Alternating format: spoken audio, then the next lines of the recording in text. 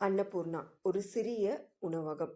ஒவ்வொரு நாள் மாலை 6 மணிக்கும் ரவி ஒரு விஷயத்தை கவனித்தார். அது என்னவென்றால், அர்ஜுன் என்ற 10 வயது சிறுவன் ஒவ்வொரு நாள் மாலையும் அந்த ஹோட்டலின் வாசலில் வந்து நின்று உள்ளே சாப்பிடும் அனைவரின் முகத்தையும் பார்த்து ஏக்கத்தோடு நின்று கொண்டிருப்பான். இதை கவனித்த ரவி அவனிடம் எதுவும் பேசாமல் சற்றே உற்று நோக்கி அந்த சூழ்நிலையை கவனித்துக் கொண்டே இருந்தார். 2 வாரங்கள் கழிந்துவிட்டது. திடீரென்று ஒரு நாள் அதிகமாக மழை பொழிந்தது. இந்த மழையிலும் அதே சிறுவன் அதே இடத்தில் மழையில் நனைந்து நின்று கொண்டிருந்தான். அதை பார்த்து தாங்கிக் கொள்ள முடியாத ரவி, நீ உள்ளே வா அப்படின்னு சொல்லி அர்ஜுனை கூப்பிடுறாங்க. அர்ஜுனும் ரொம்பவே தயங்குறான். ஏன் அப்படின்னா, அவனோட உடைகள் எல்லாமே மழையில ரொம்பவே நனைஞ்சிருந்தது. அவனோட காலணிகள் எல்லாமே கிழிஞ்சிட்டு இருந்தது. அது மட்டும் இல்லாம அவன் கிட்ட எந்த பணமுமே இல்லை. அதனால அவன் அந்த வார்த்தைய முன் வைக்கிறான், என்கிட்ட காசு எதுவுமே இல்லை அப்படின்னு சொல்லிட்டு. அதுக்கு அந்த ரவி சொல்றாரு, அது எனக்கு தெரியும், நீ முதல்ல உள்ள வா அப்படின்னு சொல்லி அந்த பையனை அழைச்சிட்டு வராங்க. உள்ள அழைச்சிட்டு வந்து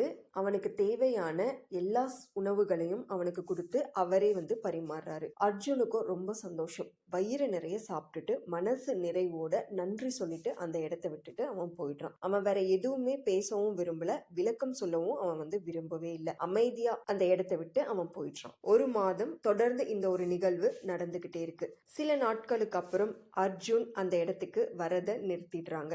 இதனால ரவிக்கு ரொம்பவே கஷ்டமாயிடுது. என்னடா தினமும் வந்து சாப்பிட்டுட்டு போவாங்களே அப்படின்னு சொல்லி அந்த மேஜையவே ரொம்ப வருத்தத்தோட வந்து பார்த்துக்கிட்டே இருக்கிறாங்க. அது மட்டும் இல்லாம ஒவ்வொரு நாளும் அவனுக்கு தேவையான சுடுசோரை பாதுகாப்பா எடுத்து வச்சுக்கிட்டே இருந்தாங்க. கண்டிப்பா அவன் வருவான், அவனுக்காக நம்ம இந்த உணவை கொடுக்கணும் அப்படின்னு சொல்லிட்டு. காலங்கள் ஓட ஆரம்பிச்சிருது. 5 வருஷங்கள் ஓடிடுது. அதுக்கப்புறம் ஏதோ ஒரு சூழ்நிலையினால ரவி தன்னோட உணவகத்தை விற்கக்கூடிய சூழ்நிலை வந்துருது. அது எதனால அப்படின்னா, பக்கத்துல நிறைய உணவகங்கள் போட்டியா வந்துருச்சு. செலவுகள் எல்லாமே அதிகரிச்சிருச்சு. இதனால அந்த அன்னபூர்ணாவையே மூடிதான் ஆகணும், வேற எந்த வழியுமே இல்லை அப்படிங்கிற ஒரு சூழ்நிலையில ரொம்ப மனசொடைஞ்சு போய், சரி நம்ம அந்த முடிவை எடுத்துடலாம் அப்படின்னு சொல்லி அவரு எடுக்கிறாரு. சரியா அந்த எடுக்கிற அந்த நொடியில கல்லூரி சீருடை அணிஞ்சு ஒரு மாணவன் அந்த கடைக்குள்ள நுழையிறாங்க. அதே போல பழைய மாதிரி எப்படி ஒரு குரல் ஒலிக்குமோ அதே மாதிரி ரவி மாமா அப்படின்னு சொல்லி ஒரு குரல் கேட்குது. அதை கேட்ட வேகத்துல அவரால் உணர முடிஞ்சது அது அர்ஜுன் தான் அப்படின்னு சொல்லிட்டு. திரும்பி பார்த்து ரொம்பவே சந்தோஷத்தோட சிரிப்போடையும் அவனை வரவேற்கிறாங்க. 2 பேரும் கட்டி ஆற தழுவிட்டு அந்த மேஜை மேல ஒரு தாளை அர்ஜுன் வைக்கிறான். ரவி கேக்குறாங்க, என்னப்பா தாள் இது அப்படின்னு சொல்லிட்டு. நீங்க எடுத்து பாருங்க, உங்களுக்கு புரியும் அப்படின்னு சொல்லி அந்த தாளை முன் வைக்கிறாங்க. அதுல இருந்த ஒவ்வொரு தாள்லையும் ஒரு குழந்தையோட கவனமான கையெழுத்துல எழுதப்பட்டிருந்த சில விஷயங்கள். அது என்ன அப்படின்னா, என்னை உயிரோடு வைத்திருந்ததற்கு நன்றி, ஏன் என்று கேட்காமல் எனக்கு உதவியதற்கு நன்றி, என்னை மரியாதையாக நடத்தியதற்கு நன்றி என்று பல குறிப்புகள் நன்றியுணர்வுடன் எழுதப்பட்டிருந்தது. கடைசி பக்கத்தில் ஒரு செய்தி இருந்தது. அது என்னவென்றால், என் அம்மா ஆஸ்பத்திரியில் இருந்தபோது, எங்களிடம் எதுவும் இல்லாத போது நீங்கள் 1 வருடம் எனக்கு உணவளித்ததற்கு இன்று நான் என் கடனை திருப்பி செலுத்த தொடங்கியிருக்கிறேன். அன்னபூர்ணாவில் என்னை ஒரு பங்குதாரராக ஏற்றுக்கொள்வீர்களா என்று. இதை படித்து முடிக்கும் போது அர்ஜுன் விளக்க ஆரம்பிக்கிறான். என்னோட அம்மாவுக்கு காச நோய் வந்துருச்சு. அப்போதான் நான் ஆஸ்பத்திரியில அவரை விட்டுட்டு வந்திருந்தேன். எனக்கு ரொம்ப பசியோட கொடுமை என்னால தாங்கவே முடியல.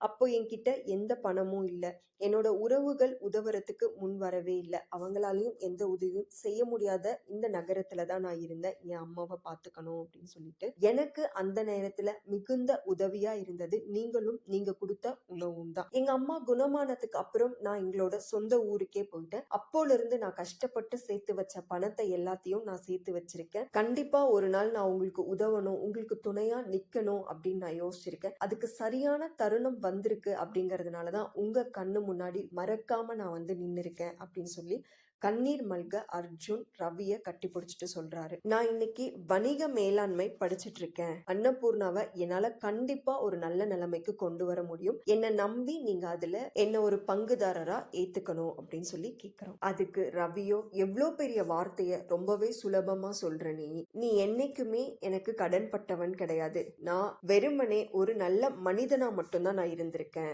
அப்படின்னு சொல்லி விளக்குறார். எல்லாத்துக்குமே ஒரு விலை இருக்கிற இந்த உலகத்துல சில விஷயங்கள் குழந்தைகளுக்கு விலையே கிடையாது அப்படின்னு கத்து கொடுத்தவர் தான் நீங்க கொடுத்த அந்த உணவுக்கு நான் என்னைக்குமே பில் கொடுத்தது கிடையாது. ஆனா நான் கடன் பட்டிருக்கேன். அதை கண்டிப்பா தீர்க்கறதுக்கு எனக்கு உங்ககிட்ட இருந்து ஒரு மிகப்பெரிய வாய்ப்பு வேணும் அப்படின்னு சொல்லி சம்மதிக்க வைக்கிறான் அர்ஜுன். அவங்க 2 பேரும் இணைந்து மிகப்பெரிய அளவுல அன்னபூர்ணாவை சரி செஞ்சு கொண்டு வராங்க. அந்த இடத்துல தன்னோட திறமைய பயன்படுத்தி மாய மேஜை அப்படின்னு ஒரு புதிய யுக்தியை கையாளுறாங்க. அது என்ன அப்படின்னா, பசியோட வரவங்க யாரா இருந்தாலும் உள்ள வந்து அந்த மேஜையில உட்கார்ந்து சாப்பிட்டுக்கலாம். அதே மாதிரி மற்ற மேஜையில இருக்கிறவங்க அந்த மேஜையில இருக்கிறவங்களுக்காக உணவுக்காக அவங்க பணம் செலுத்தலாம். இந்த ஒரு விஷயம் மற்ற இடங்கள்ல ரொம்பவே பரவலா பேசப்பட்டது. நல்ல வரவேற்பும் அந்த இடத்துல அவங்களுக்கு கிடைச்சது. இதனால நிறைய கிளைகளை அவங்க ஆரம்பிச்சாங்க. நல்ல வளர்ச்சியும் அவங்களுக்கு வந்து கிடைச்சது. அங்க இருக்கிற நிறைய பேர் அந்த கடைக்கு திரும்பவும் வரும்போது அவங்க சொல்ற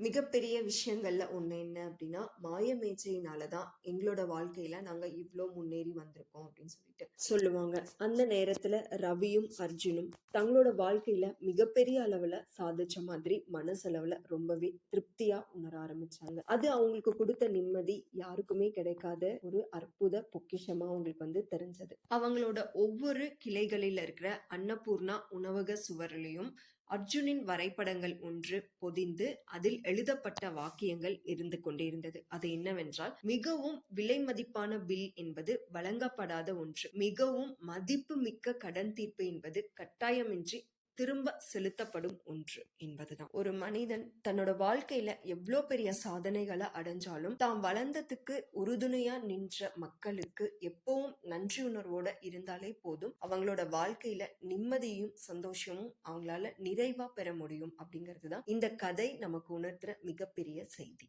நன்றி.